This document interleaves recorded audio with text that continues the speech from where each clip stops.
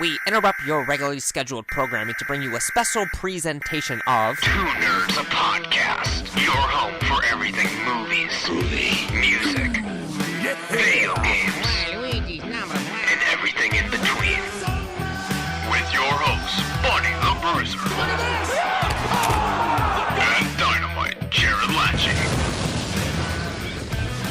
How is it going, everyone? Welcome back to the new episodes of Two Nerds, a podcast. We've been off for, I don't know, like 6 months or some shit. Either way, I'm Buddy the Bruiser.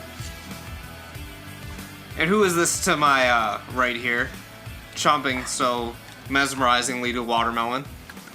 It's a man you may have seen before. He's really building up the anticipation here. Dynamite Jarrod.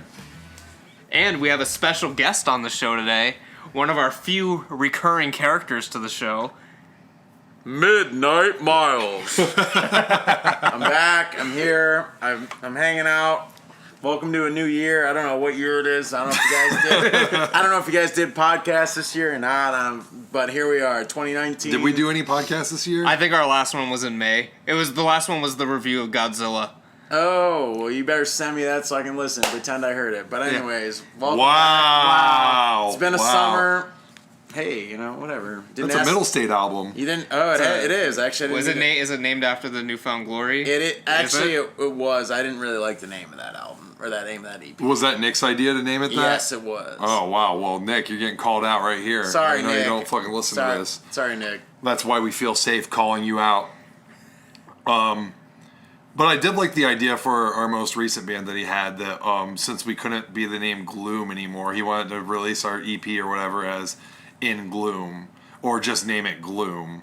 Why couldn't you be called Gloom anymore? Because there was another band that did an entire album of Built to Spill covers called Gloom. I see. Did they call you out on Facebook or something? No. I mean, we never got to. We played like 2 shows that didn't even have like full lyrics to our songs, like a lot of mush mouthing. Just going, yeah! Yeah, I did a lot of, yeah, whoa! We played more than 2 shows, but I think that's a topic for another day. Yeah. So this might end up with me and Miles fucking trying to choke each other out. Yeah. If we keep talking about me being this. mad that you're reusing a couple of our songs. I'm seriously crying on the inside. Anyways, let's keep going. Songs that I wrote the guitar parts for, so I'm using my guitar parts. Drums, though. My bad. The drums are an integral piece. The drums are changed. We changed the drums. Not every song. Fuck, just keep going. I'm stop. I'm crying. I've almost cried already during this podcast as many times as I cried during Chapter 2. I was going to say, you did cry during the film quite a few times. At least 5 times. I'll put it out there. Disclaimer. We just got done seeing it Chapter 2. That's the big selling point of this podcast, that all one of the listeners will click on this video because it'll say It Chapter 2 review, right? It should say something to that effect. Okay, and it'll say Two Nerds, a podcast, in whatever episode we're on, It Chapter 2 review. Sure. All right. Of course. Cool. And Pennywise will be in the thumbnail somewhere. Yes. All right. So we have just gotten back from seeing the film. It's been a couple hours ago. Been a couple hours. We got a little sidetracked, but that's how it goes when we start recording things. Miles, how's that Stella Artois sponsorship coming, by the way, before we get in there? I was going to say... Throw an ad break it's been almost a year since I've been on last. I've reached out to Brad Pitt numerous times. I get that he's busy, He lost... He's got a new film coming out. But he's probably really depressed that, he lost World War Z 2. Him and David Fincher, that would have been fucking incredible, but they didn't want to give him $200 million. Even though they already apparently paid for like 8 countries for filming locations. But, so Brad Pitt's a little mad. He actually, his guarantee, he wanted $200 million? No, that was what the budget for the film was going to be. Oh, okay. So the studio didn't want to put that budget Didn't want to put that. Okay. But it's actually a really sad story. I don't need to go too deep into it. Yeah, but you might cry again. His best friend at the studio that actually got him World War Z originally died. They passed away last minute. Jesus. So he lost like his main confidant at the studio, and so things were up in the air. And then kind of like when Ted Turner lost power. Sort of. This is a great WCW reference. Honestly, it's Brad Pitt's Eric Bischoff. This guy that's that he's basically Ted Turner. So yeah, great. But So Brad hasn't been returning my phone calls. He made a great film and Once Upon a Time in Hollywood. You know, top 3 of the year minimum. But him Probably and my number one right Yeah, now. what did you see that was better than Once Upon a Time in oh Hollywood? no, I'm just You're just keeping The year's not over yet. I He's was kinda keeping it keeping open. But it was a great film. Can we get out of the way though? Like right now, the spoiler alert that It Chapter 2 is not better than Once Upon a Time in Hollywood. It's not. I'll put it. We'll talk about it later. Keep going. We'll Someone make segue. many comparisons. Someone- They're very similar someone- films. We'll make many honestly, comparisons. There's a lot of abs in both. I mean, There's we a- get solid ab shots in both. That's so. true. That's true. Honestly, Leonardo DiCaprio's cameo in It Chapter 2, you know, and just fucking flawless, you know. All right. And Bill Skarsgård, is he German? I don't know. I don't Sounds know. good. His whole family is a famous acting family, so just a side note. Highly regarded. Anyways, Brad Pitt's not returning the calls. No sponsorship. No sponsorship. I'm drinking beer from New England, actually, and, you know, It Chapter 2 is in New England, so I'm just reaching right now. I'm reaching, you know. Reaching. Are you reaching for a sponsorship for this beer that you're drinking? I've had a lot of Two Roads beer recently because I tend to buy beer where I work. Two Roads, if you're listening, if you, they're in Connecticut, right? Let me just verify. Connecticut. If you guys would like to Stanford? sponsor, no, not Stanford, not by the Titan Towers, even though WWE's moving. Two Roads, if you'd like to send me a case of beer, I'll, DM you my address. Stella, Brad Pitt, if you'd like to still send me a beer or an autograph or maybe like a walk on in your next film, or we could just get drunk together. You Brad. can do effects on the next film. It's true. I'll do a couple bruises on Brad and we can go out to the bar after and I'm sorry, I'm having I think you just want to touch Brad Pitt. I'm having some just childhood wet dream fantasies. Yeah, there you go. I mean, That's not. I'd touch Brad Pitt. I mean, who wouldn't touch Brad Pitt? anyways, Respectfully, of course, with his consent. Yeah, I mean, consent. we live in a terrifying age Yeah, these I days. wouldn't- Brad, I'm gonna record a video of you. You better let me know if I can touch you. It's on video. I want the public announcement, the public verbal contract that this man can lay his hands on me. Yeah. Speaking of not being able to lay your hands on people, I know this is like a sidebar, but did you guys see those pics of Keanu Reeves and all the pictures he takes with fans, and he'll put his arm around them, but does not touch. does not touch them at all. I haven't seen that at all. No, Yeah. that's so funny. Everybody's like, "Oh my god, he's being so respectful and everything." I was like, I think he's just being painfully critical of today's time, where you can't even fucking put your hands around somebody to take a picture. Maybe he's training for the Matrix 4. He's just It's confirmed, right? It's confirmed. It's It is confirmed. Yeah, confirmed, maybe yeah. he's just this, hovering. He's just getting his body ready. Right. Or maybe Keanu Reeves. If he was training for that though, I would expect him to just be walking this the entire time, in the fucking limbo shape that he does in the first one. No, we can't cut back. Real talk though, can you imagine how good of friends Lawrence Fishburne and Keanu Reeves are by now? Do you think that Lawrence Fishburne got his role in John Wick 2 and probably 3? I haven't seen 3 yet, but I haven't seen 3 yet. just based on Keanu Reeves saying we need to get this motherfucker in here. Yeah. That's my boy. I mean, can you imagine them walking up on set first day, any film, fucking dapping it sunglasses, up, yeah. high fives, You hear that connection? That's the yeah. connection on their dap. Can you imagine them? I hope, honestly, on Matrix 4, they're just, watching dailies together, and they're just honestly smoking, fucking blunts. And they're both wearing sunglasses, and they're like, it doesn't even matter if it's good. They're just oh, yeah, that's good. That's good, dog. That's real good. Just hanging out, I mean, I feel like that's what they're more Bill and Ted than Bill and Ted are. Oof. Yeah. And when's that movie coming out? Bill and Ted 3. Probably next year or the year after, I'd Depends. imagine. What's the shooting schedule between Matrix 4 and that? I mean, I'm assuming Bill and Ted's wrapped already because they announced it forever ago. Oh, didn't they release a couple stills of them running together or something? I think so. Didn't I Yeah. see that? I think they wrapped production, but Okay. I don't know when. I might have been drunk when I thought I saw. I'm like, oh, I thought I saw a Bill and Ted still, but it might have just been me You might have. That's such a random like franchise to like bring back. Like I know Keanu Reeves got hot again. I mean, yeah, he has a resurgence. But so, like I mean, he had a resurgence, but it's like what are they gonna do? Babes in Toyland too? Like I mean, no, but They're Matrix 4 was like the go-to one, which is happening now. They're definitely gonna do Point fucking Break with a fucking Patrick Swayze Swayze CGI character hologram. Yeah, yeah, it's gonna be great. Doesn't he die at the end of Point Break? Yeah, he dies. They'll find any way. It's ambiguous. I mean, I guess it is kind of ambiguous because he dies he apparently dies in a surfing accident. yeah. Where he lets him surf that like insane storm because like he traveled to like whatever place they were at just to surf it. That's why Keanu Reeves know where to find him because that storm was hitting there, and he's like, I knew you'd be here or whatever. He has him in cuffs. He's got him dead to rights, and he's like, come on, man. Just let me surf it, dude. Like, that's all I want. That's all I need. Like, then you can do whatever. And so he's like, basically, like, whatever, you're going to die anyway. So just, like, lets him go out there.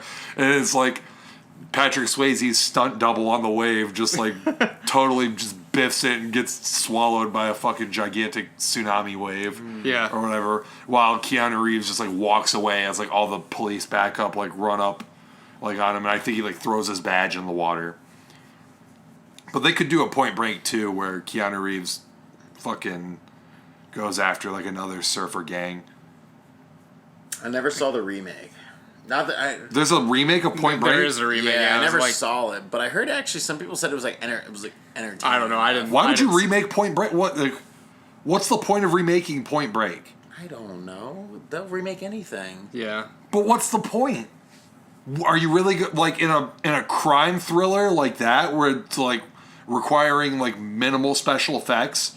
You know what I mean? Like, what's the fucking point of remaking it? It's just because I understand. it has name value. I understand remaking something like a, you know, and they'll never do this. Ironically enough, you know what I mean? They'll never remake fucking Star Wars.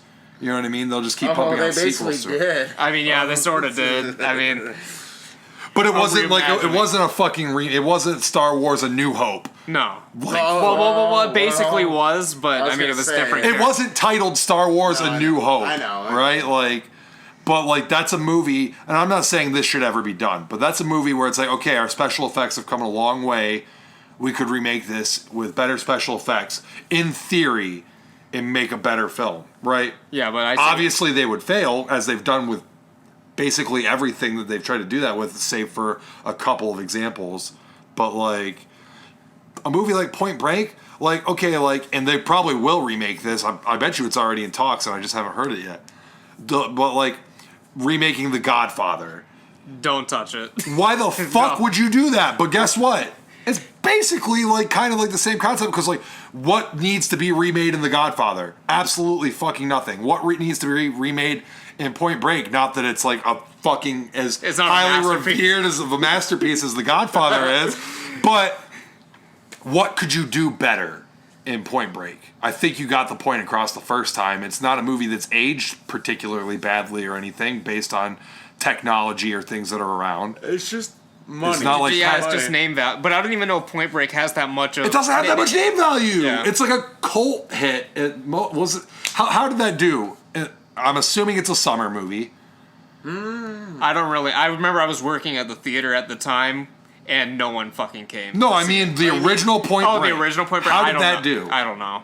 I'm sure. I feel like that was one of those things that would have done really well on like video. Like Blockbuster probably made a fuck ton of money on that. I'm dead serious. Like No, I know that it did well on video Yeah, like, that's because probably what it's a popular movie. It's like I would call it a cult movie right well, it's now. like, a lot of those cult things. Like that's the thing that made the video stores like $1 zillion. Like all the Evil Deads, a lot of like the stuff like that. Like And I may be wrong. I mean, we may look up Point Break like I don't box think it was- office that did like fucking like Insane. 200 million or something probably stupid. You know what I did- mean? Like well enough because Patrick Swayze was at the peak of his like popularity. right, yeah. Yeah. Like end of '80s, like Patrick Swayze was just like a god, and then kind of like fell off, but you know what I mean. Like it was '80s Right, was yeah, his yeah. decade. Like I was yeah, actually talking about Patrick Swayze earlier with my friend Morgan because I was talking about I got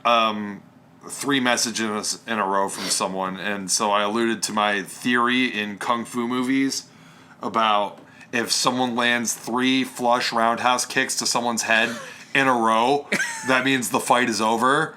And that's how, like, I came up with this theory based on watching kung fu movies where, like, a lot of fights end shortly after the MC throws 3, like, Big moves. like Yeah. 3 flush roundhouse kicks in a row connect to the guy's head, and then maybe he'll throw the additional roundhouse kick, or maybe that one will knock him out, or he'll land a throw or something. But when that happens, the end is near. Okay, like the fight is basically over.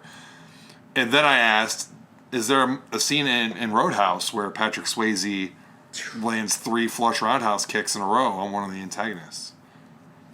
Morgan did not know, even though I thought she was a hell of a Patrick Swayze fan. But Miles, you may recall. I don't know if he lands 3. I was just gonna say that I'm itching to talk about It Chapter 2. All right, let's go. I'm sorry. Honestly, I like the sidebars. I thought we were having a good. I thought we were having a good conversation on just random I have movies. so much to say about it. Well, you are our guest on the show today, so we'll let you have the I'll floor let you first. rant. Oh, Yeah, you can have the floor okay. first. Okay, all right. It Chapter 2 start. It gripped me a lot more than the first film. I'll say off the bat, I was gonna rewatch It Chapter 1 before. They were having a showing at the drive-in tonight. I think it starts right now.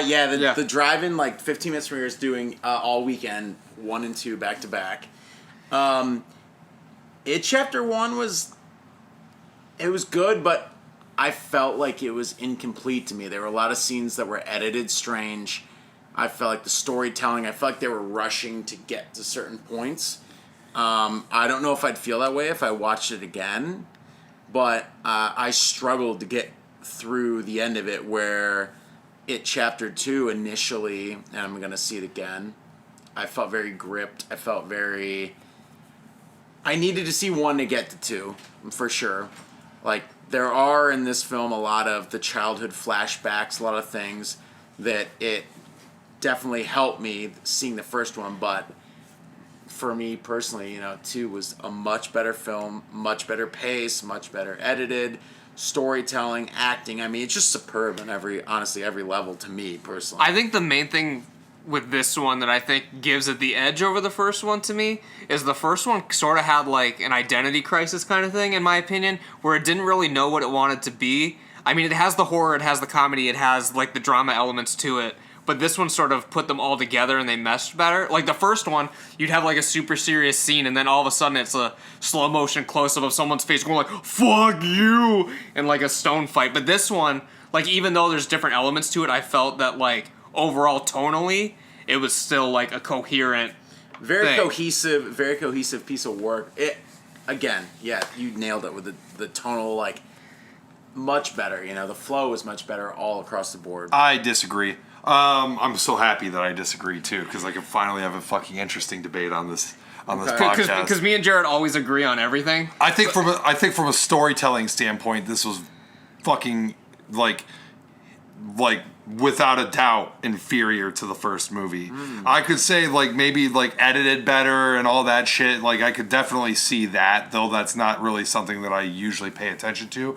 And I think that you guys are giving this movie a pass on not knowing what it wanted to be. When fucking what's-his-nuts fucking came in there and stabbed the fucking guy in the face, right? And then he stabs him in the chest and it's like fucking super serious, and then without even fucking like changing camera angles, he says fucking, he's got a fucking hole in his mouth and he says, hey, cut your mullet, it's been 27 years. Or, you know what I mean? And I'm like, okay. And then he's still cracking jokes as he fucking leaves. He's like still making like wisecracks about all of it. Well, the jokes I felt still and that guy ended up being a fucking pussy 10 minutes later, even though he like went hard just then. His character was probably the most uneven character in the entire film, even side characters Eddie, aside. By the way, it's Eddie. Yeah. The one that looked like discount Christian Bale. I just can't remember the bully's name. It was like Eddie Bauer. Bowers was, yeah. But, yeah, his was probably he probably had the most inconsistent character, which that scene's definitely the most inconsistent of the film for sure. But okay, look. I mean, I liked it because I like mixing horror and comedy, but that was a moment in the theater that I was legitimately just like, man, like, I kind of just got mixed vibes from the scene that I like literally thought to myself, like, does this movie really know what it wants to be? Like, I don't know. I still felt that like even when there were jokes, it was still in the same vein. I'll give this in a positive light. I think that this movie handled its suspense and like scary like horror like scenes better than the first one.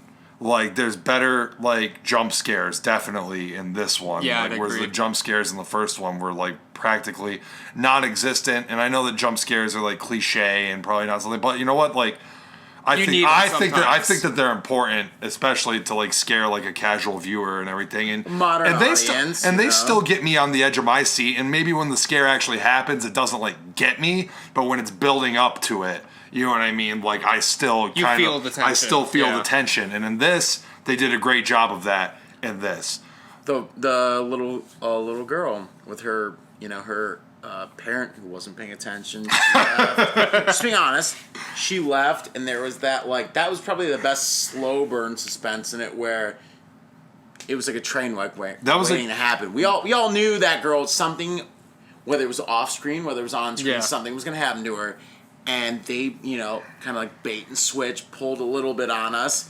and I didn't think they were going to show what they showed. And they went, you know, all in on that little girl, and it was definitely, I like that. It's kind of like they did that again later with the little boy when he was just smacking his head on the glass, and he stopped for like about 5 seconds. 5 seconds, and then basically did the same thing again. There's definitely some. I have some other thoughts on this later, but there's definitely a good arc with the kids in this as well, whether it be a reflection of the adults as their children because they're thinking back on their youth, or the actual couple kids that are, you know, spotlighted in this.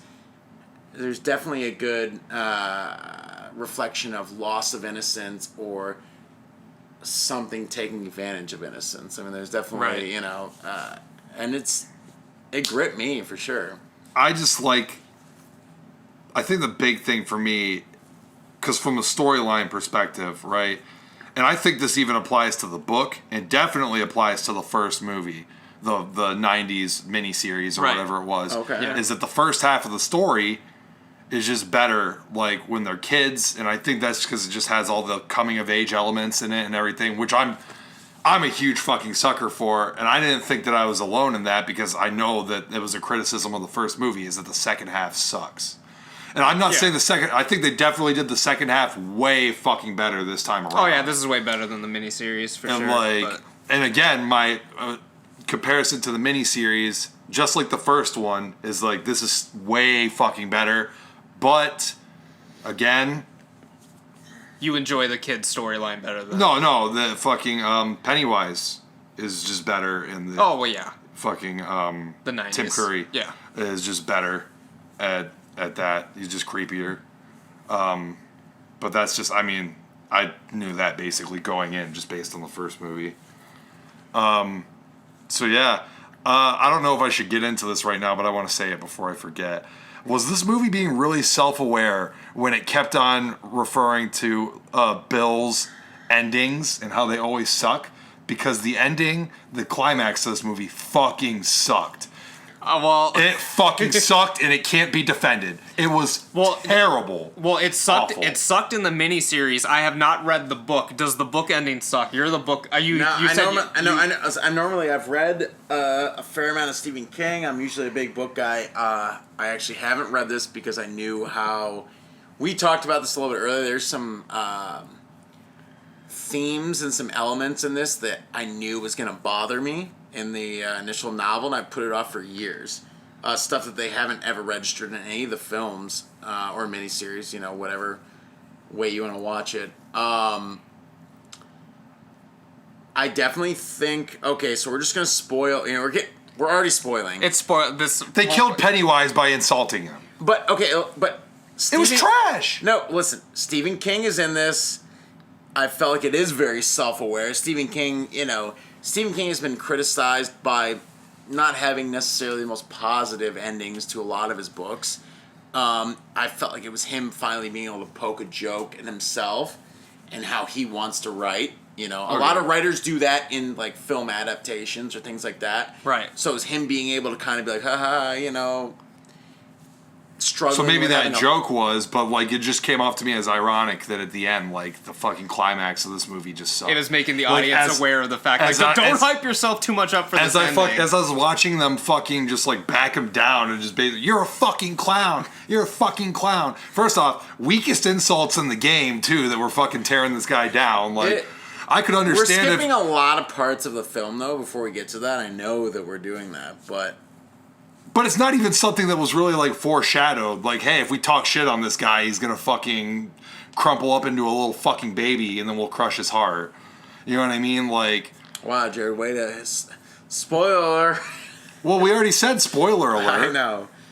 And like, I was just, as it was happening, I was like cringing in the theater. I was just like, this sucks. And like, the ending to the first movie like wasn't like perfect or great or anything, and I thought probably that was the weakest part of the first movie. The miniseries or part one? And chapter one, part one, right? But when they were fucking surrounding him and basically jumping him in that first movie, that was awesome, way fucking better than this. When they like, I don't know, did they have like baseball bats and shit? Like they had like a circle around him, and they were just fucking like, they jumped him. They fucking like gang jumped him in the first movie, and that's how they beat him, which was like way fucking harder. And I understand that since he didn't die, you had to do something different. Yeah. But like, that was weak. The way they did it in this was fucking weak. I'm sorry. And again, I don't even know the actual ending to the book, so I don't know if that's I was just reading it, and so. it was all something about like somebody stayed behind and crushed some eggs, and like some like larva and shit, like something I don't fucking know. Somebody went comatose, and Eddie still died of blood loss. They couldn't drag him out of there. Yeah. Everything, but I didn't see how they actually killed Pennywise. Yeah. I'll even say that in the miniseries, the way they killed Pennywise was better than this. Even though that fucking sucked, and it's like notoriously bad ending. The stop motion spider. I'm surprised they kept the whole spider thing in this. An ode for sure. Yeah. I'm pretty sure he does turn into a spider at the end of the fucking at the book, and I think that's why they keep doing it. Well, yeah, but like, I think that it was the spider thing was handled way the fuck better in this. Yeah. And the fact that he was still not just a stop motion spider with he was like still half clown with no character at all. They even hinted at it during the whole hallucination, when they, the root oil or whatever, like his initial character to the Native Americans. Again, we're going a little off topic, but just bear with us. But he was always 8-legged. Did you notice that? Like in the flashback. Flashbacks, yeah. Like he was always a multi-legged creature, so they kind of were able to tie that in without being too hokey, I mean. I'm glad. And he did the thing with the one dude's head like turned into a spider and everything. They foreshadowed it with the wigs in their hideout or whatever. Like, don't want to get spiders in your hair. And right. Fucking Richie was like, oh, I'm not fucking scared of spiders or whatever. And right. Like. Yeah. Yeah. I was just gonna say, because they went a little bit more into like the mythology of it than they did in the miniseries. Right. And I was glad that they didn't bring the whole turtle god into this. You know what I'm talking. We talked about this. Well, yeah, and I mean that's a thing in the books, and that's the thing in like Stephen King's kind of like extended universe that he has is like the fucking turtle god and all that shit. But I'm glad that it's not like a Stephen King extended universe thing, kind of movie contained. And I think that, but I've always thought that the kind of like, it's basically from like another planet and all that shit is like, I've always thought that made it less scary. Yeah. You know what I mean? But I thought, and I mean, I guess you have to do certain things like that in a book. You have to explain certain things probably. But to me, like, I'm just a big fan of like the less you know usually is Right. better. If it's just like this fucking creepy clown that can shapeshift and do all these things and preys on fear and eats children and everything, and you don't really know where the fuck he's from, how he can do these things, that to me is scarier. But Yeah. I mean, Can we talk about no. a lot of the modern horror pop culture references in the film? Because Did you? This isn't a horror pop culture reference, but did you guys notice there was like a TV in like the background of the insane asylum? It was like a Tom and Jerry cartoon where Tom was like pulling Jerry into the sewer. Did you guys? I didn't. Did you oh, guys? I see missed that, that. no. Wow, I missed that. Damn, actually. good Wow. eye, buddy. Jesus Yeah, Christ. that was good. But yeah, I mean, I saw the Nightmare on Elm Street posters, and then A lot there of was the Nightmare on Elm Street reference. Lost Boys poster. I had a lot of flashbacks to different films though that I thought like maybe the director was doing an homage from. Obviously, there was the Shining one. right. Oh yeah, yeah. That was so blatant. Yeah, that was. Obviously, I laughed. the We Here's all. I think we Johnny- all laughed. Yeah, when it Here's happened. Johnny was super blatant. I'd like to. They should have think- just got Jack Nicholson to come in and do that one. Just spot. the one line. The one spot Out of yeah. retirement. Yeah. I'd like to think a lot of the blood. Is he retired? Last I knew, he was retired. Yeah, I mean, think he retired because he can't remember lines anymore. Honestly, that's what he said. He's like really struggling to remember lines.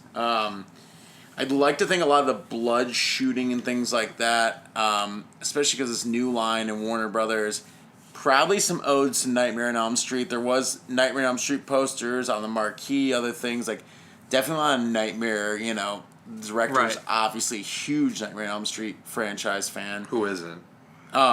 True. Yeah. I don't know about Nightmare on Elm Street 5, but I guess that's the one that would have been out at the time. Yeah. Right. Right. Yeah. Still like that, actually. It's definitely one of the weaker ones, but I like it. Okay, I'm bad at remembering names fully. That's just me in seeing franchises and different things. But Eddie, right? Eddie died? Eddie died. Okay, yeah. sorry. Eddie died, sorry, and Internet World. Stanley. Okay. Stanley died at the beginning. Right. I knew Stanley died. So him going into the basement. Can I just hold on? I don't want to interrupt you, but I just did it. So sorry. All right, Jared. Just I'm tagging you in. Go this on. is just Hot this tag, is just hot to kind tag. of defend you on not being able to remember names.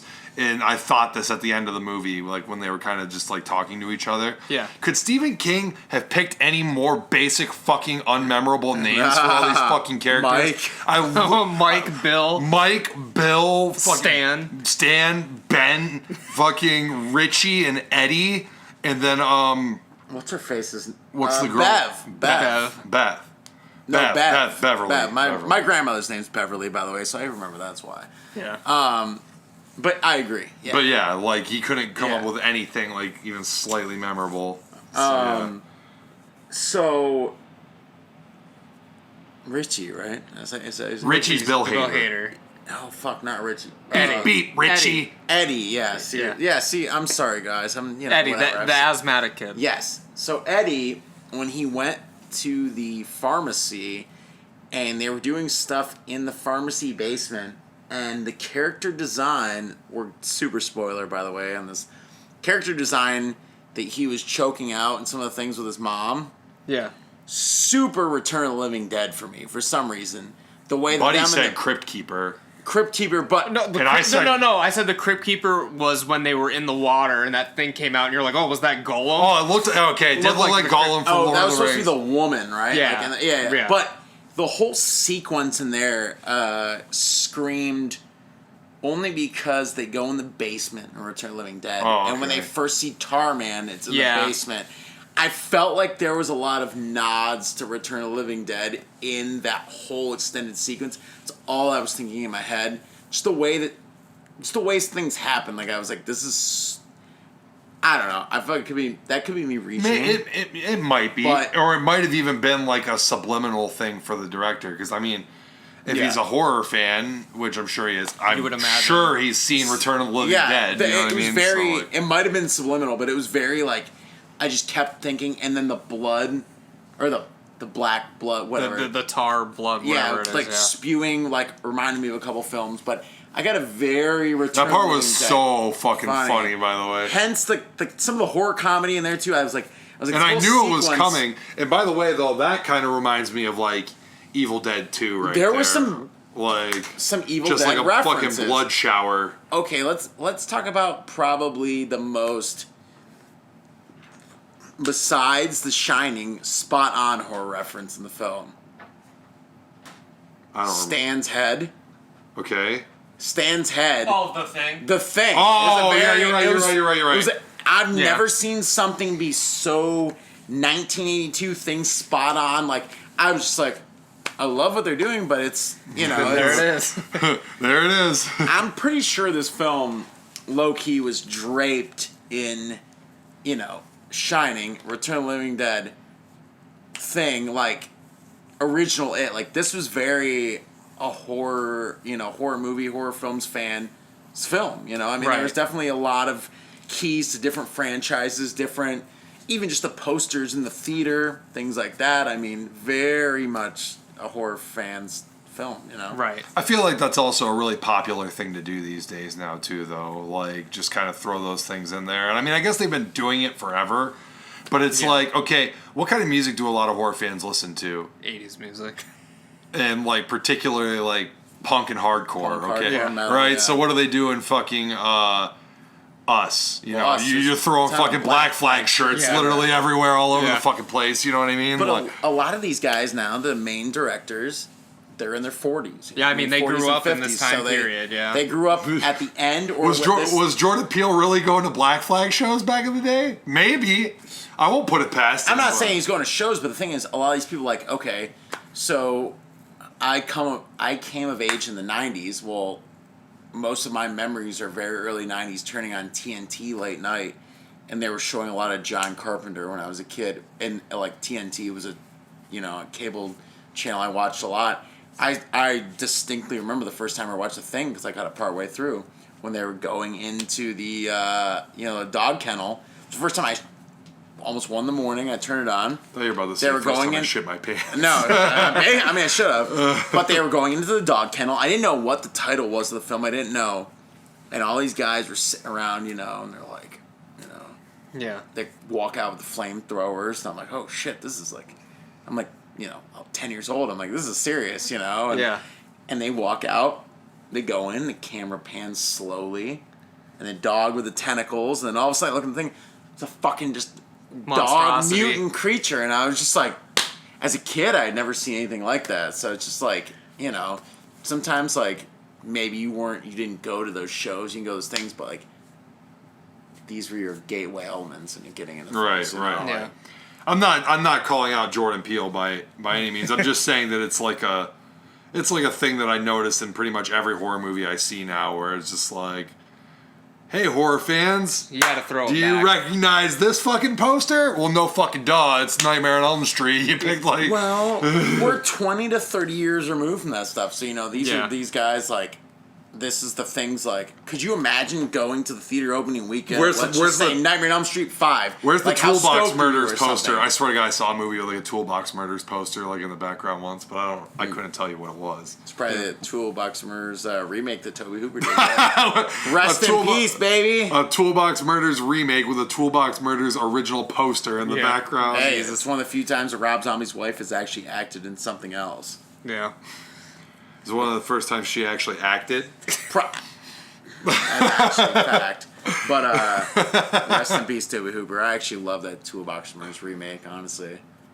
So, buddy, What's up? what's your favorite part of this of It Chapter 2? I don't know if I have a favorite part of it. I don't know. I don't know. It's tough to say. Did you have a favorite part? Do you? I mean, I can't really nail down a favorite part of it. Kill- I will say this: just due to the length of this one, the first one definitely has a lot more rewatch value, I'd say, as opposed to this. This one, you're in for the long haul, especially after having to watch the first one to even get to this one. and they focus on a lot of stuff that happens like within a short period of time. Like literally everyone gets their little solo scene where Right. something happens, which I thought was cool. And I mean, some of them were better than others. I think my favorite one out of just those scenes in particular was Ben's. yeah. in the school, you know, or he was about to fucking kiss Bev or whatever, but then it was Pennywise, and her head sets on fire and everything. And by the way, I just want to say though that at times in this, the CGI was abysmal. I was gonna distracting. I was gonna bring bad. this because I looked into this a little bit a couple days ago in preparation of watching this, but I guess they had to do CG effects to the kids to make them look younger because they had shot this like a couple years after the first one. But I noticed a couple of them, look strange to my eyes. Yeah. So it's funny you said that, actually. Yeah, so I guess they had to de-age them quite a bit, and sometimes it wasn't that noticeable, but then other times the CG, just in general, this was atrocious. I actually just kind of noticed that what's his face from Stranger Things. I actually thought he just looked older in this, so maybe it didn't work. Maybe. I noticed his face. Like sometimes his nose looked. Things looked unnatural on him. I don't know if it was for me. I don't know if it was just his height. Like he probably grew a couple inches and all that shit or something. But like, well, now he looks like a fucking adult. I didn't even really Finn Wolfhard. That's his name. Yeah. But I didn't notice any of that. Just I don't know. Just like certain things, like when her head was on fire, which. This kind of sucked because I feel like that's something you could have achieved with practical effects and made it look fucking awesome. But it was painfully CG and just like... The problem is with painfully CG, it's still... The problem is for me, like, I give things a pass because all the CG in this looked good for CG. Like, honestly. But it's still CG. It still stands, like... Yeah. It definitely stands out more than practical. What's a movie that I saw recently that had some CG? Because I know there was one. I saw one with CG in it recently that I was just like... Scary Stories to Tell in the Dark. I didn't see that. I thought the CG in that... But that was just that was just enhancement mostly, right? A lot of it was enhancement. There was some that was straight CG. Okay. But some of it. It was much better done CG throughout. The film, like, effects-wise, was much better done in a sense. But it wasn't. It was definitely a grand scale for sure. I mean, I watched both of them within the past month, but it wasn't on the scale that, Chapter 2 was. It obviously has the much higher budget in Chapter 2. Right. It does. It definitely does because I mean it's coming off of a extremely successful first movie. You know what I mean? Like that first one made a lot of money. We just said it in the goddamn thing. Like it made like a shit ton of money. Yeah. Which is why I don't understand. Well, I mean, they had to have known they were going to do part 2, so I don't know why they didn't just shoot the stuff with the kids earlier. Like early. I guess they I think that would have saved some of the budget. You wouldn't have to would do the have, and effects. they should have, but I think that they probably just didn't, like, write that far ahead and just wanted to fucking churn things out, you know what I mean? Yeah, that's possible, yeah. And maybe even shooting schedules. I mean, Finn might have had to go shoot Stranger Things, like, at some point. Like, listen. Right. Like, everybody's got these obligations and stuff, so... I mean, I can't tell you what movie I watched recently, but I watched a movie recently that had some CG in it that I was... Like, I noticed that it was CG, but it wasn't, like, fucking, like, painful to look at. You know what I mean? That it was just, like, just something there that, like... The character design for some of the CG in this I thought was good, though. I think there that, was like... some great character design in this for, like, what they were trying to do with the CG. Fuck, I don't know. Like, the coolest character design was probably Spider-It. Like, I don't know. It's like fucking decaying human number 5. You know what I mean? Like, it's just, like, not that inspired to me anymore, So, right. like... Yeah. But, I mean... It's cool. I mean, I'm always down to see some decaying humans. I just wish that it was more practical most of the time. No, you know what I mean? Like, they did practical on when he was choking the thing, right? A lot of this film was practical mixed with CG. Probably a lot of practical enhanced CG. So you're looking at probably a lot of stuff similar to. I'm just gonna, for the audience, for everyone listening, it's gonna be a lot of like Walking Dead era shit where they put a prosthetic on, they do some things, there'll be some blue screen, green screen adjustments, and then they will CG over those things, certain elements. A lot of, Bill Skarsgård or whatever, a lot of his stuff was, his early stuff in the film was definitely practical with some CG enhancements, because I could tell 1,000%. but definitely some of those creatures initially were probably practical with CG enhancements, you know. There was just definitely times that I was like, God damn. You know what I mean? And sometimes it can't be helped. When I notice something that I just like, I know you could do practically, you know what I mean? And maybe just enhance like a little less, I guess. Do more practical, enhance a little less or whatever. Then like, when I notice stuff like that, it really fucking bothers me. You know what I mean? Like, I have to give it a practical. The head on fire thing, god damn it.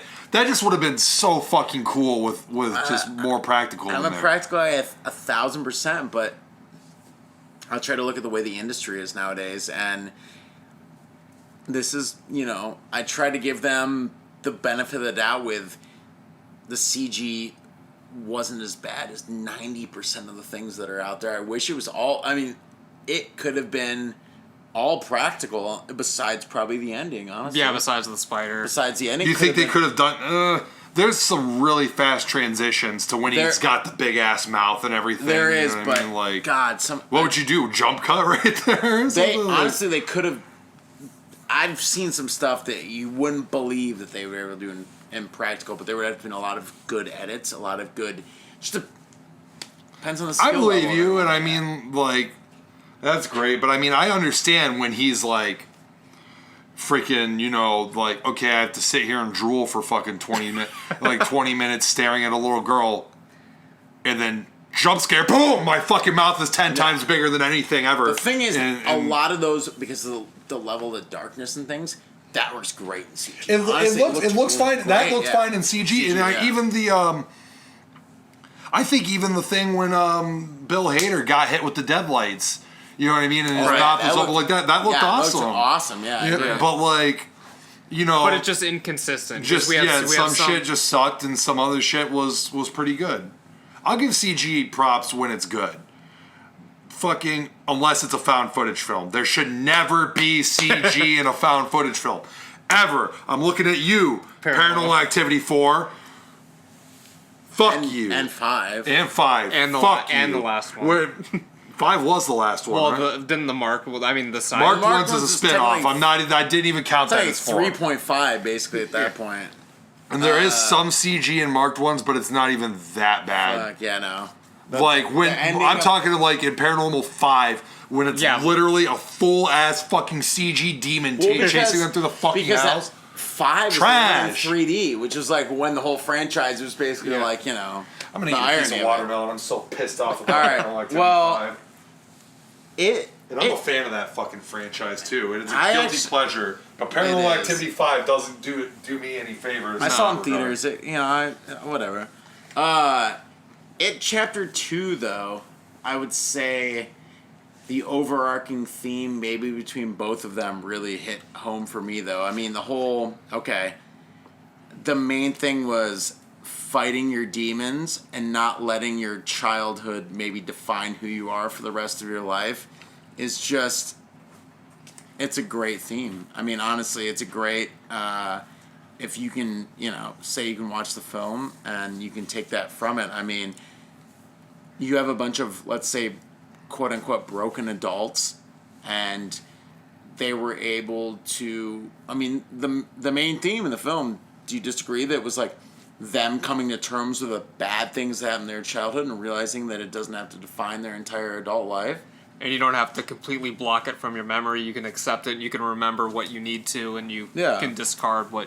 I don't think that, like... I think that is a theme. I think something that I related to, and I don't think it's for the same reasons as the characters in the film, but, like, forgetting your friends and, like, forgetting, like, where you came from and shit like that. That's something that's been happening to me a lot lately, where I've been trying to think about things that happened or when they happened or how they happened, and it's just, like, drawing up a fucking blank. And maybe if I saw something or, you know, read something, maybe it would bring it all back. And so, like, when they all come back and they all just start remembering all this shit, like, You know, like, me and Miles have conversations all the time where, like, Yeah, we you have know, I conversations literally every week, don't yeah. remember anything. You're you like, start you were- talking about things, I'm like, oh, fuck yeah, and then this happened, and then, you know, and all that shit. You're like, you were drunk and you remember all that, and I'm like, I remember I was there, like we were there, you know. I was there and I forget all this shit, you know what I mean? Like, But you know, like, so that was something that I kind of was like, you know, like, getting old. Yeah. You know what I mean? But in this movie, it's more of like a storyline device that, like, when you leave the town, you basically forget everything. And you brought it up in the pop punk savior.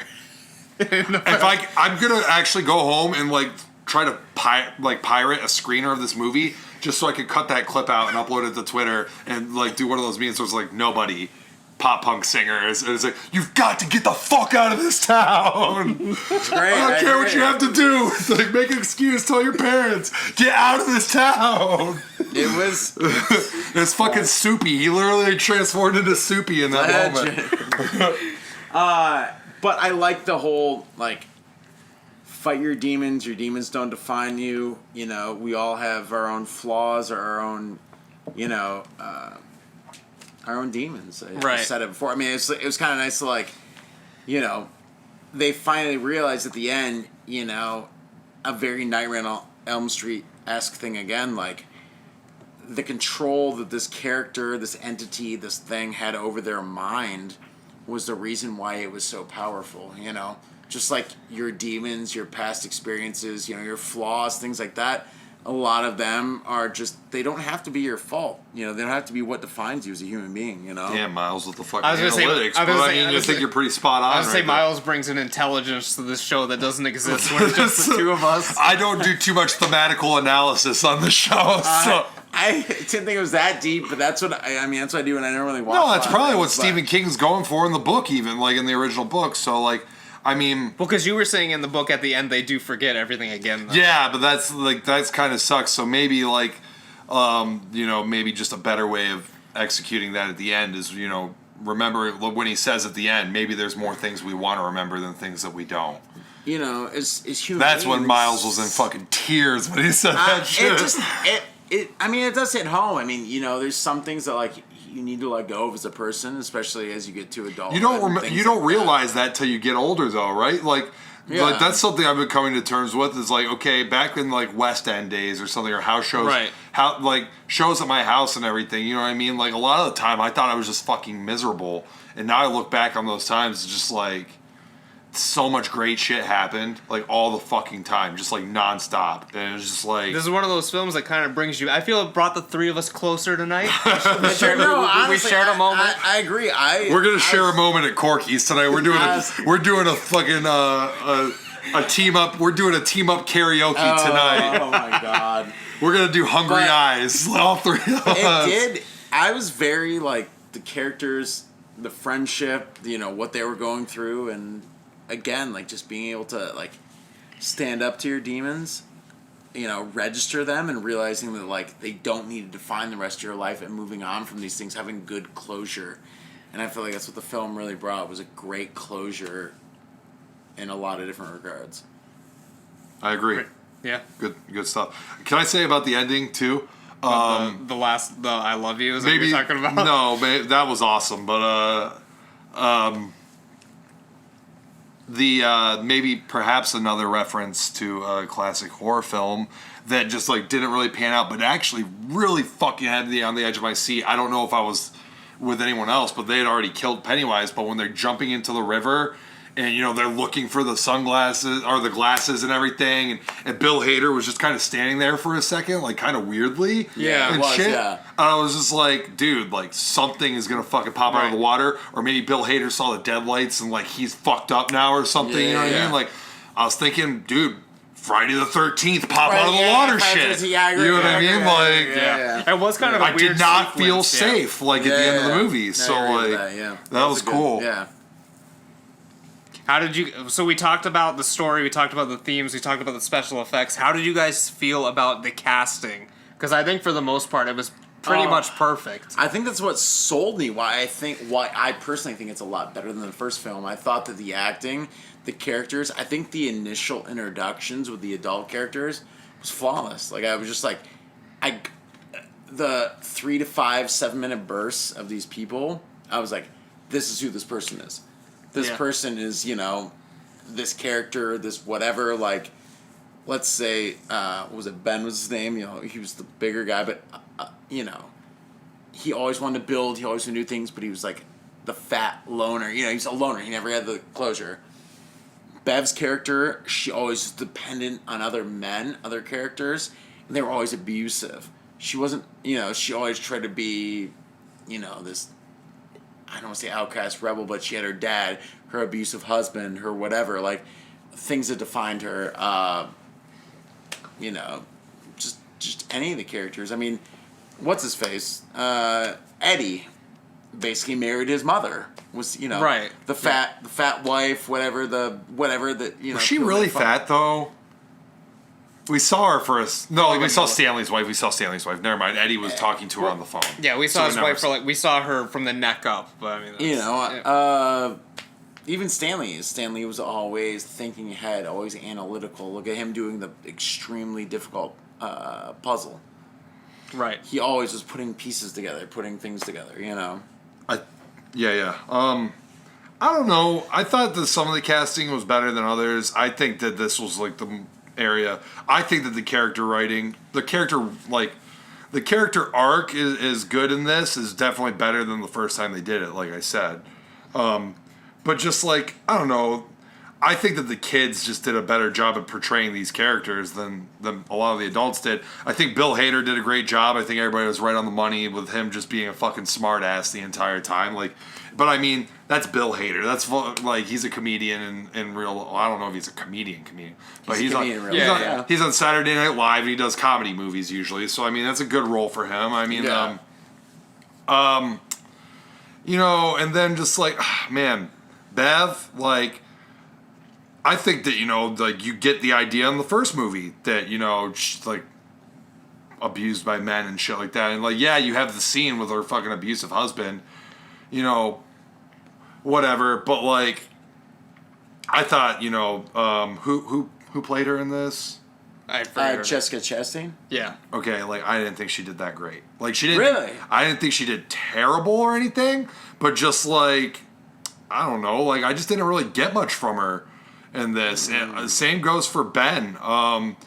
Just like basically went from like fat dude to like hot guy that still has a crush on Jessica Chastain, and just kind of like watches while fucking. I thought out of all of them, he was the weakest, but I don't know. I thought John McAvoy was really good.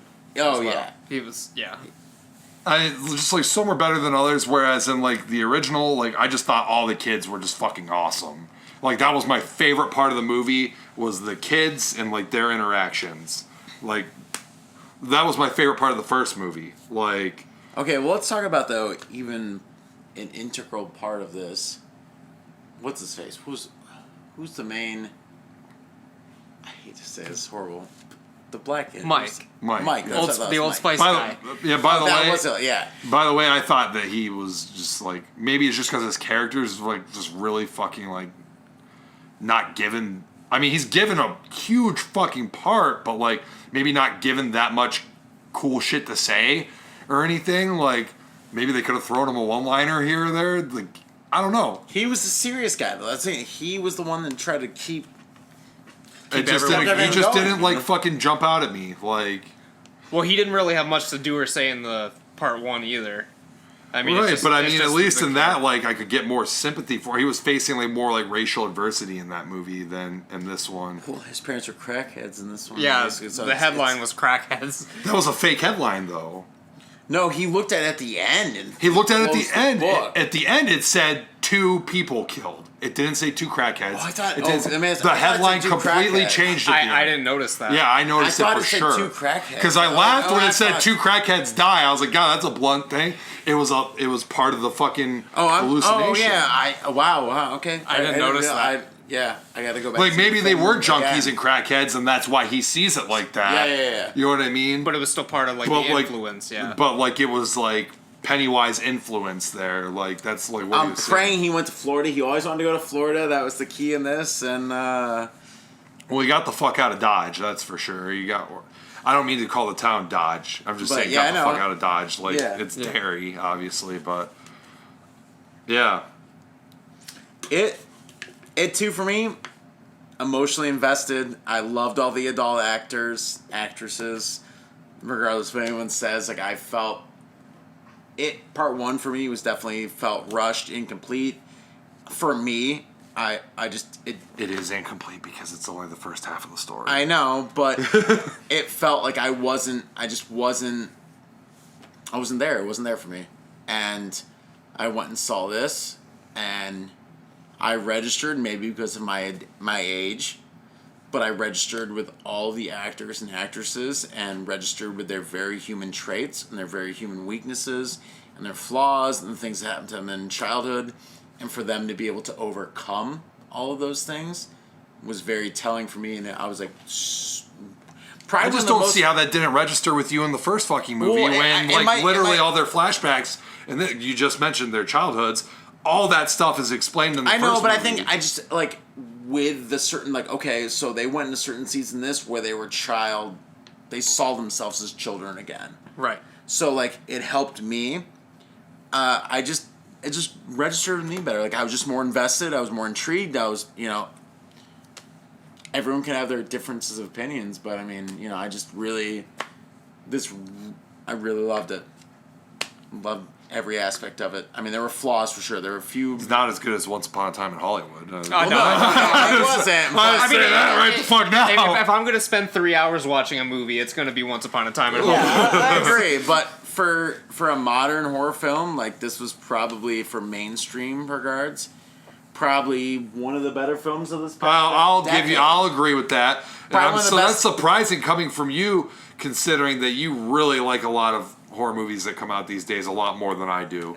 But this was mainstream for this decade. One of the better. Like I was for the decade. For the decade? For the 2010s, yeah. Oh my god, dude. For 2010s, no.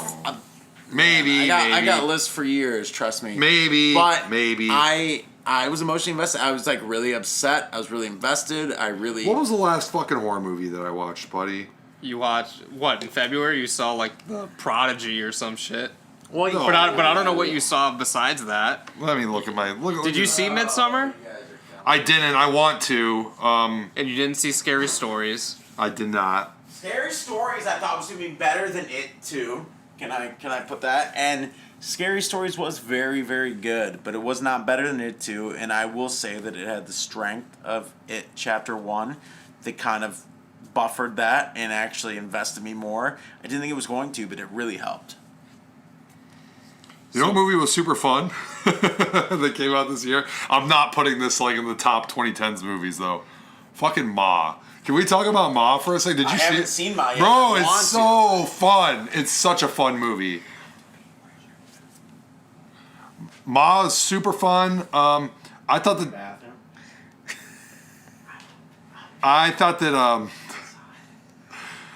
that Child's Play was fair play to it.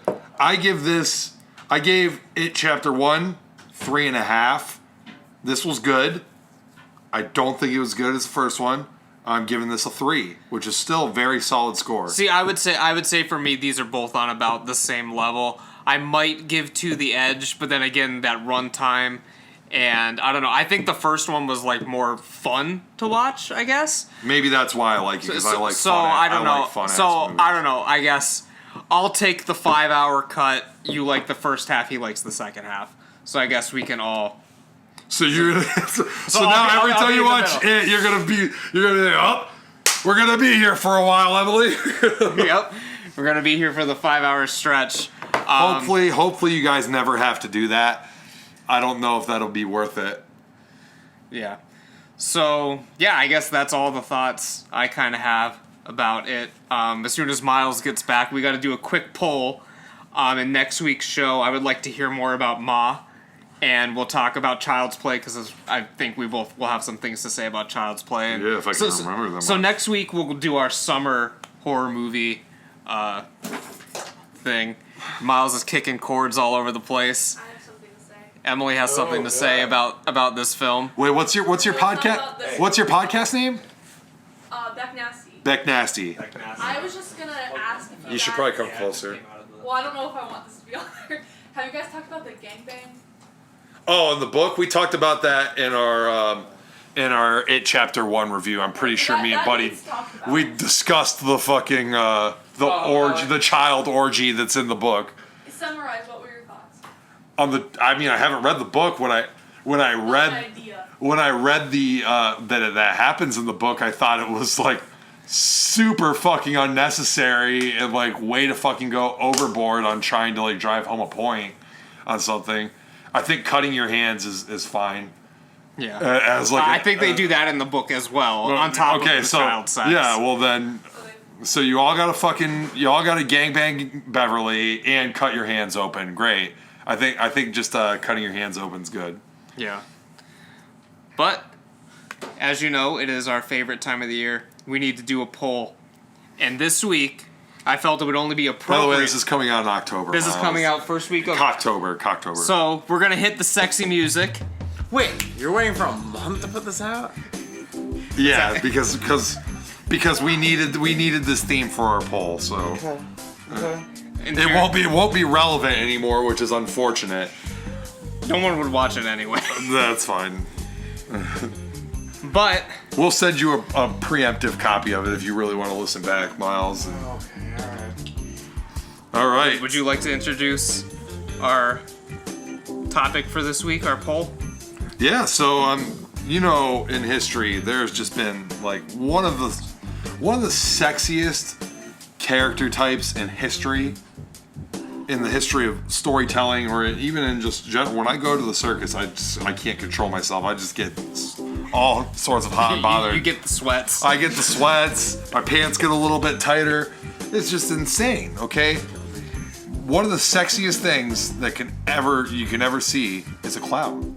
I mean, there have been some sexy clowns in history. And can we just start with one that's just going to offend everyone right off the bat? John Wayne Gacy is... Miles can't believe it. Miles, I don't want anything to do with this anymore. Yo, it's for real, Midnight Miles. Check it out. Yeah, all right, keep going. I wish I was. I'm not gonna sit here and defend my picking of John Wayne. Someone throw me a beer during this. I'm not gonna sit here and go into depth on John Wayne Gacy. Obviously, he was a piece of shit, and But you're judging based on looks here. I'm just going, and he was strictly on. God, he was a fucking looker, wasn't he? God damn. No, I just went for the shock value on that one. So, go ahead. Who are some of your favorite? You know what? I want to get Miles before you get one of them. Miles, who are some of the and it has to be male, by the way, because this is Cocktober. So I mean, you can't fucking go like God, I can't think of any. Harley Quinn, you know what I mean? Yeah. You gotta go Joker. You can't go Harley Quinn. Right. Well, now Miles can't say Joker either. So well, he can talk about the Joker. I mean, the Joker might not be my pick. I don't think the Joker's my pick. All right, give me the. But I mean, like, what's one of the sexiest clowns you've ever seen? Sexiest clowns. We really do clowns. Don't make it sound like it's such a hard topic. There have been some have you ever seen Killer Clowns from Outer Space? They're all sexy. My God, it's like a fucking porno when I watch that movie. All right. Shout out. I love this film. I actually love the precursor to this film. Terrifier. So Art the Clown would be on Art the Clown. I've actually never seen that. Art the Clown. Emily knows about Art the Clown. I know exactly who you're talking about. All Hallows Eve 2, Terrifier, fucking fire. I use that, kids, whatever. I fucking love all of them. I love the special effects. I love the look. He's a sexy ass clown. That guy looks like he flexed and just fucking killed someone. So honestly, yeah, Terrifier for sure. So do you think that is the sexiest clown of all time? Oh, would that be your pick? That was my top look.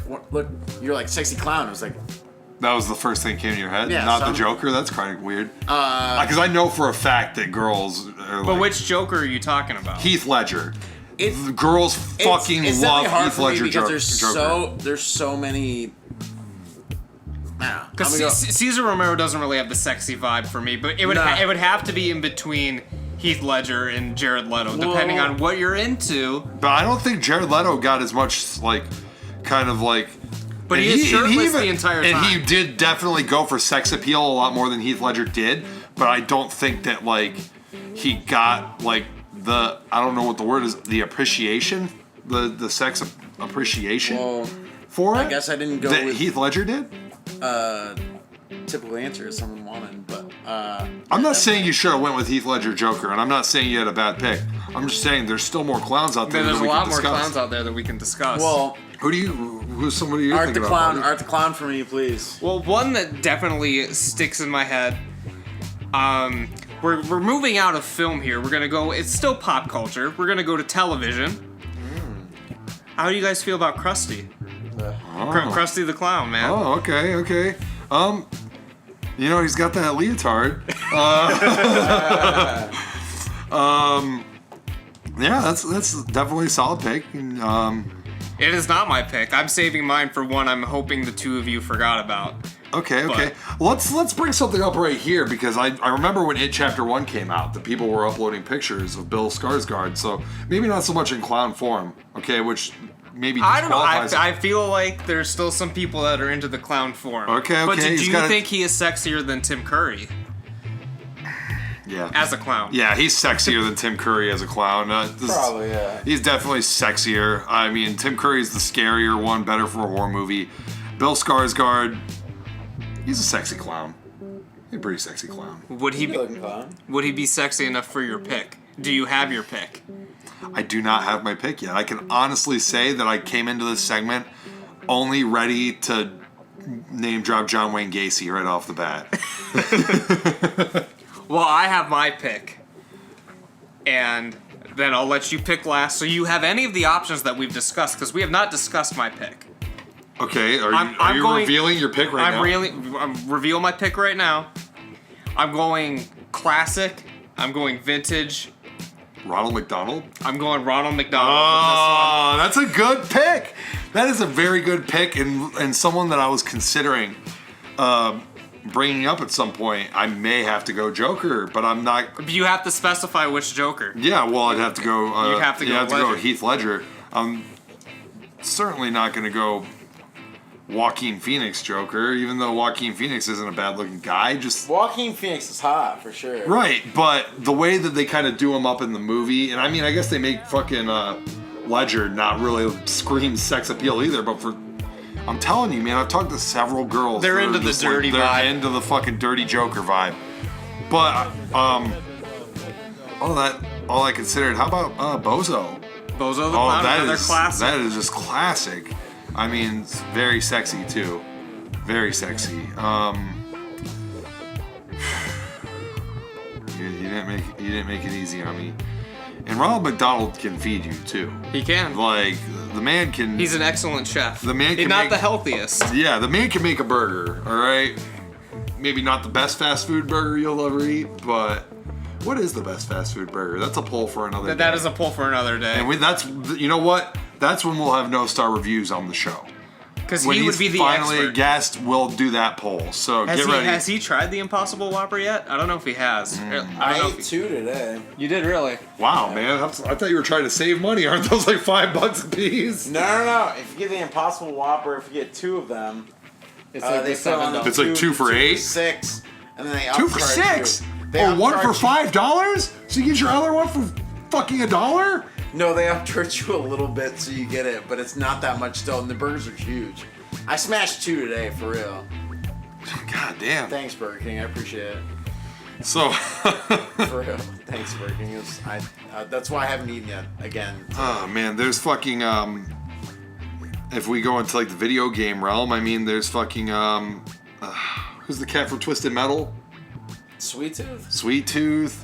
You got Kefka from Oh, damn. Sweet Tooth is sexy for sure. Like, the flexing Sweet Tooth and like Twisted Metal Black, where he just seriously looks fucking. Oh, where he's else. super fucking jacked Yeah, up. super jacked. Yeah, fuck. That Sweet Tooth is sexy as fuck. Fuck, Miles getting excited over here. I saw- He wasn't excited going into this, but now And then it's he's just Twisted Metal. I'm like, Kefka from I think his name's Kefka, right? From Final Fantasy VI. I believe so. It's like the main villain. Oh, fucking from Dragon Ball Super. Oh God, Belmod. Yeah. Belmod. Not too sexy.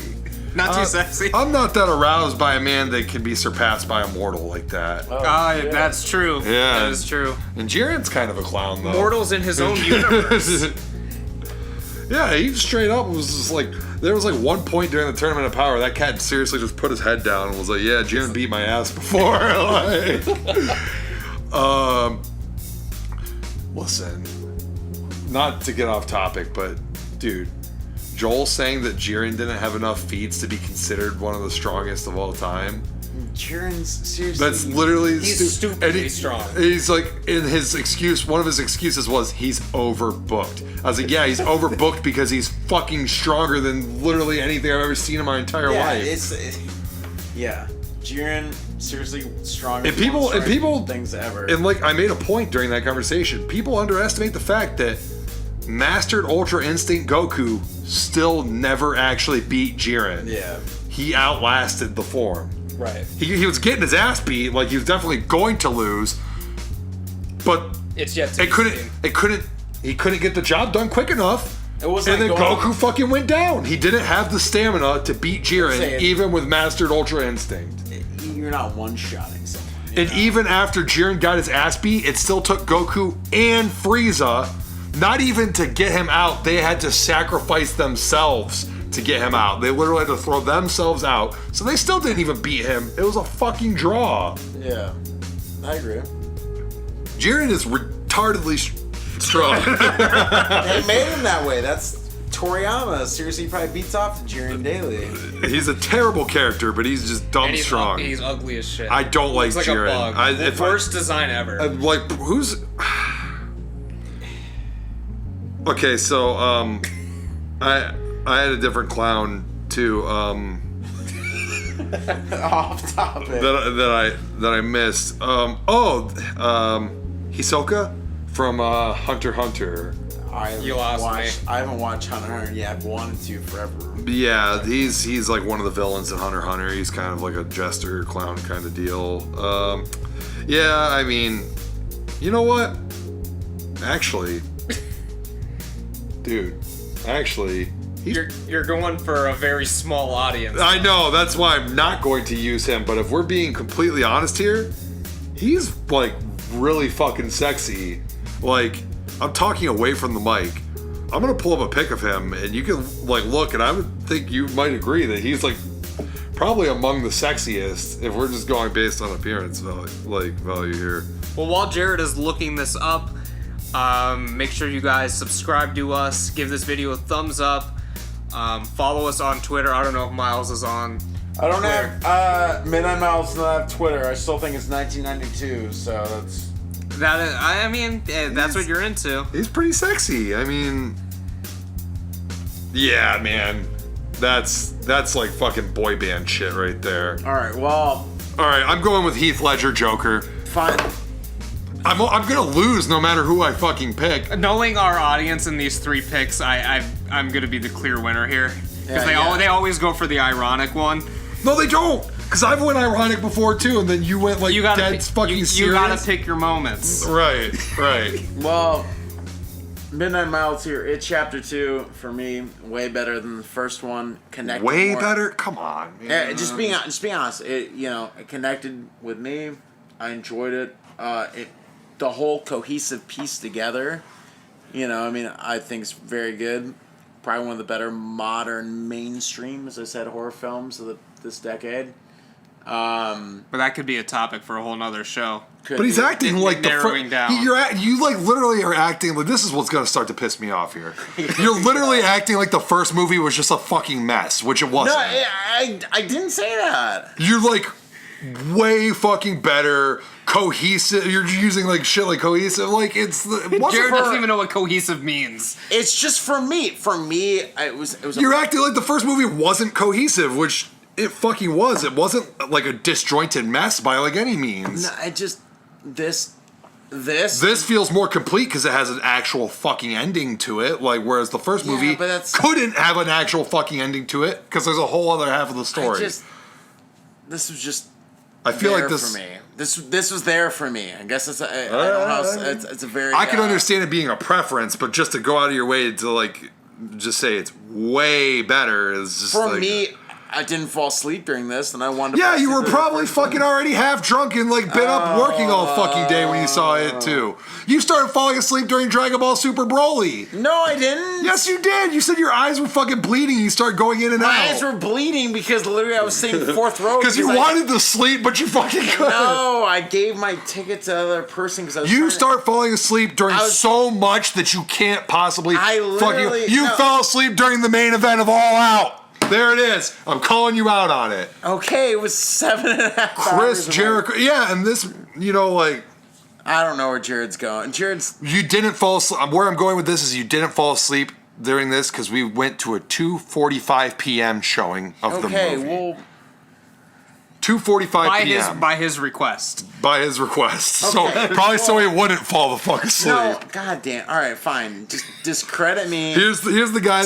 When we go out to Corky's tonight and try to have our bro moment, this guy's gonna be like, "Man, it's getting towards 1. Jesus Christ, I haven't been out this late in fucking 10 years. I gotta get home." All right. Midnight Miles here. Don't listen to my review. Don't listen to my how it gripped me emotionally. Don't. Did it grip you sexually as well? It didn't. I had not one sexual feeling during this film. Yeah, basically, fuck me. So you had no sexual moment when fucking Ben had his shirt lifted up. No.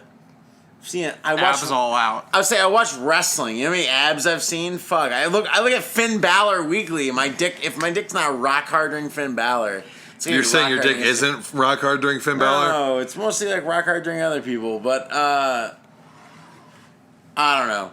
I don't know why you guys. Rude? Oh yeah, Robert Roode. But I don't know why you guys asked me here because just discrediting my. I'm not discrediting you. I'm on your side. I'm on your side for this. No, you're not. You just said that they're both equally good. I said I would give this one the slight edge. Slight edge is different than way better. For me, this is a way better film. I enjoyed it way more. I connected way more. But you need part 1 to enjoy part 2 on this level. There's no way. It's a cohesive piece. That's it. Any closing remarks? I could see myself falling asleep to this one a lot quicker than the first one. Yeah. All right, well... I mean, I'm not trying to discredit you. I think that this is good that we're disagreeing on this because it actually makes things interesting instead of us just sitting here jacking each other and the movie off at the same time. So, I mean, whatever. I'm glad that we actually had an actual discussion about this. Yes. So, very cool. But RoboCop 1 is way better than the RoboCop remake. I think we can all be in agreement. Yeah, I mean... Was that supposed to be an analogy? Because I wasn't... No, it has nothing to do with just like, I just wanted to say... I just wanted to say 2 movies that actually did have a wide margin in between them. So, yeah, there's a wide margin. Very cool. Well, that is about it for this time. And the RoboCop remake's actually not a bad movie either. True. It's like not a bad movie. It's just not RoboCop original. It's just not. It's just a fucking poor man's RoboCop 1. Well, which is ironic because it had a way higher budget. Oh God, damn. Real talk though. They should have let Aronofsky fucking direct. Isn't there actually a RoboCop sequel coming out? That's what I was gonna. That's where I was going. What's his face? Because my brain's not working as well right now. But what's his face? Who did District 9 and? You know why it's not working that well? Because you're about to fall asleep. No, well, for real it's talk. 9 p.m. and he's about to pass the fuck out. The guy who directed District 9 and Elysium. Aronofsky, right? No. That's Black Swan and okay. Pie and Mother and whatnot. Yeah, the guy who directed that actually was just pulled from it, but they were using the original script sequel to RoboCop and a bunch of original things from it, but he actually was just pulled from that production. So we'll see where RoboCop this sequel goes. It's your time to swoop in. Well, is this so this is going to ignore RoboCop 2 and 3? That wasn't confirmed yet, but it's going to be a sequel in the Direct original sequel to the original timeline. Alright, Somewhere in the timeline, but the director wanted even. They wanted the fucking original guy, right? I can't They remember wanted his name. original suit, everything was supposed to be like, yeah. And they could say like we could either do CGI enhancements or we could just say like I don't know why since he has like the living tissue there still that it actually still ages like living tissue. Why can't I remember this guy's name? I can't fucking remember it. I can't remember the actor's name, which is pissing me off.